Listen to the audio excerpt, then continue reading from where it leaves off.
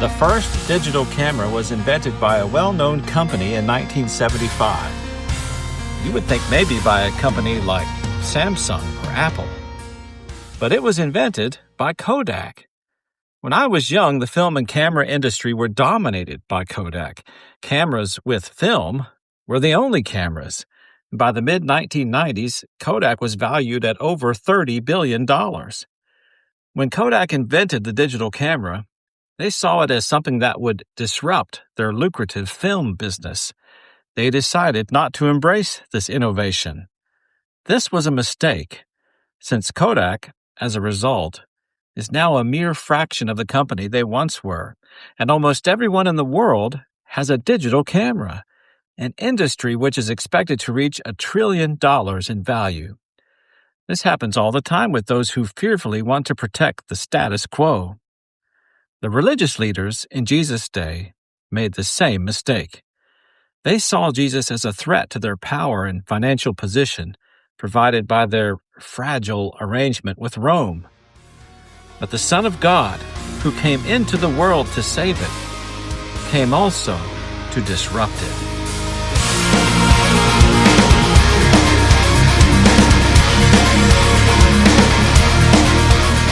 Welcome to Building Mettle, brought to you by Baird & Wilson Sheet Metal. As Jesus neared the end of his ministry, he had become a very popular person throughout Judea, Samaria, and Galilee. Crowds would come by the thousands to hear him teach. He had performed astounding miracles, even raising people from the dead. He and his disciples were on a journey to Jerusalem, where Jesus knew he would fulfill the reason he was born. When he entered the city, thousands of people were shouting, "Hosanna to the Son of David! Blessed is he who comes in the name of the Lord! Hosanna in the highest heaven!" This is Messiah language. The people are declaring him as their king, something that King Herod, Caesar, and the religious authorities who were appointed by Rome were not happy about. Rome tends to violently squash anything close to an insurrection or a threat to their ability to collect taxes from conquered territories such as Judea. So, some religious leaders and people from Herod were sent to trick Jesus into saying something that would look like a threat to Rome. They approached him one day and said, "Teacher, we know that you speak and teach what is right, and that you do not show partiality, but teach the way of God in accordance with the truth. Is it right for us to pay taxes to Caesar or not?" The Roman taxes were oppressive. If Jesus said it was right to pay them, then the people would see him as a tool of Rome. If he said it was wrong, then he would be arrested as an insurrectionist. He saw through their duplicity and said to them, "Show me a denarius. Whose image and inscription are on it?" "Caesar's," they replied. He said to them, "Then give back to Caesar what is Caesar's, and to God what is God's." Rather than fall into their trap, he reframed the question. If the denarius coin bears Caesar's image, what bears God's image? You do. You are made in the image of God. So, rather than being concerned about your relationship with Caesar or any earthly political power, you should be more concerned about your relationship with God. They were unable to trap him in what he had said there in public, and astonished by his answer, they became silent. Jesus was saying that the kingdom of God, which is eternal, is more important than the kingdoms of this world, which are temporary. Under the Old Covenant, the agreement was that if the people of Israel would keep the law of Moses, then God would bless them with a land, a king, and his very presence dwelling among them in the temple. But they didn't keep their side of the agreement, and they lost the land, the king, and God's presence. But as we said previously, the prophets said that one day God would make a new covenant.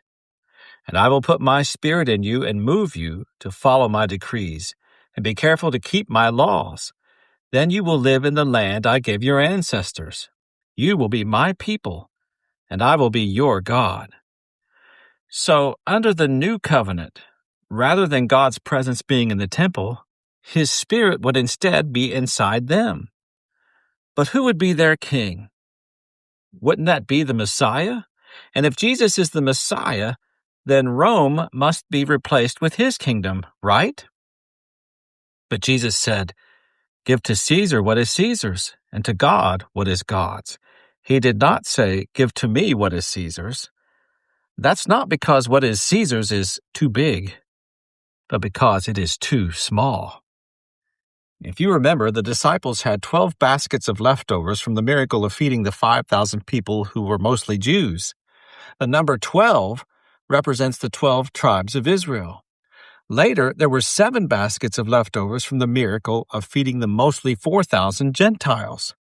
The number 7 means completeness, or since there were 7 days of creation, this number represents the totality of all the nations of the earth. What the people didn't understand, and what the disciples of Jesus failed to grasp from those miracles, is that the kingdom of God is not part of this world system of scarcity, of supply and demand. The promised land is not just a sliver of territory on the east of the Mediterranean Sea. It's the whole earth. The presence of God will not reside in a local building, but in the people of God everywhere.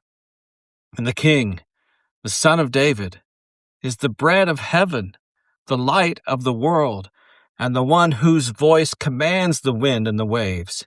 He can do what only God can do because the King is God Himself in a human body dwelling among them. And one day Caesar and all the despots of this world will bow before Him. So for now, we give to Caesar what is Caesar's, but we give ourselves to the King of Kings and the Lord of Lords. Here's some tools to take with you today. Number 1, fear clings to the past. Faith is open to the future. Number 2, the kingdom of God is more important than the kingdoms of this world. And number 3, your future is not dependent on those with political power. We'll be back again with another episode of Building Mettle.